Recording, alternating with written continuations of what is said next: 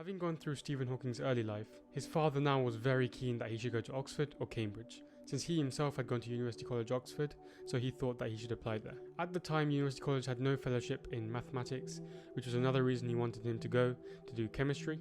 However, the rest of the family went to India for a year, so Stephen Hawking had to stay behind to do A-levels and the university entrance exams. During the summer holidays, he went to India to join the rest of the family. Stephen Hawking's headmaster thought that he was much too young to try for Oxford, but he went up anyway in March 1959 to do the scholarship exam with two boys from years above him.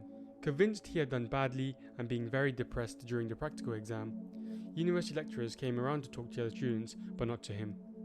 Then a few days later, after he got back from Oxford, he got a telegram to say he had received a scholarship.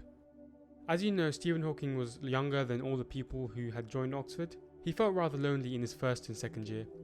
In his third year though, he decided to make more friends. He joined the boat club as a coxswain.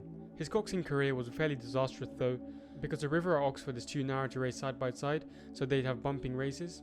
The prevailing attitude at Oxford at the time was very anti-work. You were either supposed to be brilliant without effort or accept your limitations and get a fourth class degree. To work hard to get a better class degree was regarded as the mark of a grey man, the worst epithet in the Oxford vocabulary.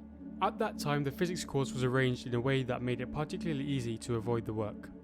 Stephen did one exam before he went up and had 3 years at Oxford with just the final exams at the end. He wasn't very proud of this lack of work, but at the same time, he shared his attitude with a lot of his fellow students.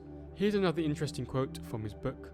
When you are faced with the possibility of an early death, it makes you realise that life is worth living, and that there are lots of things that you want to do. But because of his lack of preparation, he had planned to get through the final exam by doing problems in the theoretical physics and avoiding questions that required actual factual knowledge. Much like any student, he was very nervous and tense the night before the exam. Hence, he didn't do so well. He was on the borderline between first and second class degrees and had to be interviewed by the examiners to determine which he should get. They asked him about his future plans, and he replied that he wanted to do research. If they gave him a first, he said he'll go to Cambridge. If he only got a second, he would stay in Oxford. As a backup plan, in case he wasn't able to do research, he would apply to join the civil service. But because of his feelings about nuclear weapons, he didn't really want to do anything in the defense department. He listed his preferred job at the Ministry of Works. In the long vacation following his final exam, the college offered a number of small travel grants. He thought that his chances of getting a grant would be much greater the further he proposed to go. So he said he wanted to go to Iran with a fellow student, John Elder. They both travelled by train to Istanbul, then to Erzurum in eastern Turkey, near Mount Ararat. On his way home, he and a travelling companion called Richard Chin were caught in the Buin Zara earthquake. He thought that it must have been near the epicenter since he was unaware of it because he was ill. His worried parents received a postcard from him 10 days later, the last day they heard he was leaving for Tehran for the disaster region on the day of the quake. On October 1962, he arrived at Cambridge as a graduate student. He applied to work with a man called Fred Hoyle, a famous British astronomer of the time and the principal defender of the steady-state theory. At the time, cosmology was really hard to recognise as a legitimate field. However, that's where he wanted to do his research. However, Hoyle already had many students, so to Stephen's great disappointment, he was assigned to Dennis Sciama, who he had never heard of. But it was probably for the best, because Hoyle was away a lot, and he wouldn't have much of his attention. Sciama, on the other hand, was usually around and available to talk. He didn't agree with many of his ideas, particularly on Mach's principle, the idea that objects owe their inertia to the influence of all the other matter in the universe, but that stimulated him to believe and develop his own picture. He began research in the two areas that seemed most interesting, cosmology and elementary particle physics. The latter was inactive, rapidly changing and attracting most of the best minds, while cosmology and general relativity were stuck where they had been in the 1930s. A lot of people know about Richard Feynman, a Nobel Prize winner, one of the greatest physicists of the 20th century. He had given an amusing account of attending a conference on general relativity and gravitation in Warsaw in 1962. In his letter to his wife, he said, "I am not getting anything out of the meeting. I'm learning nothing.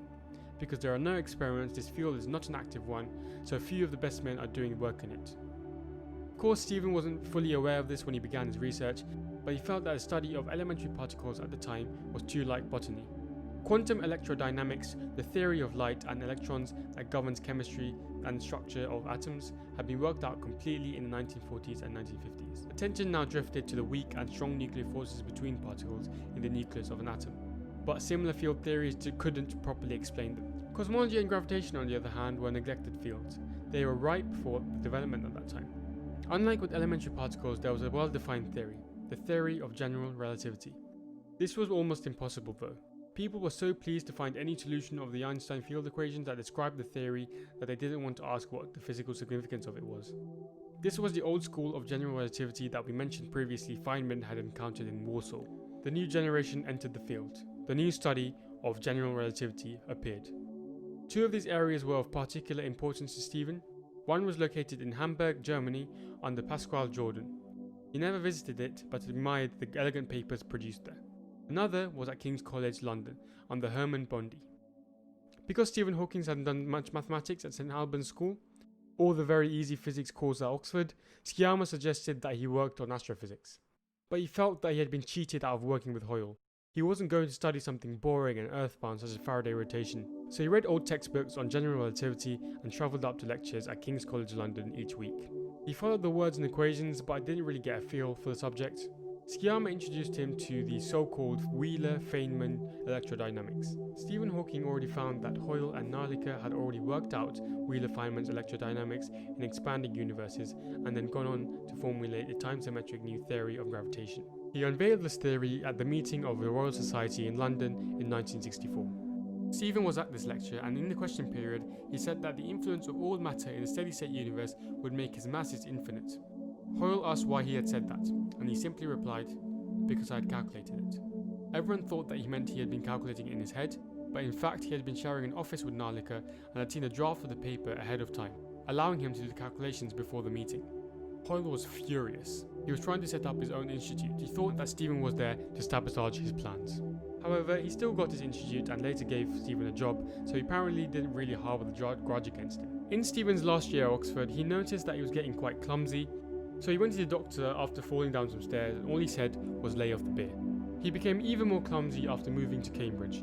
At Christmas, when he went skating on the lake at St Albans, he fell over and couldn't get up.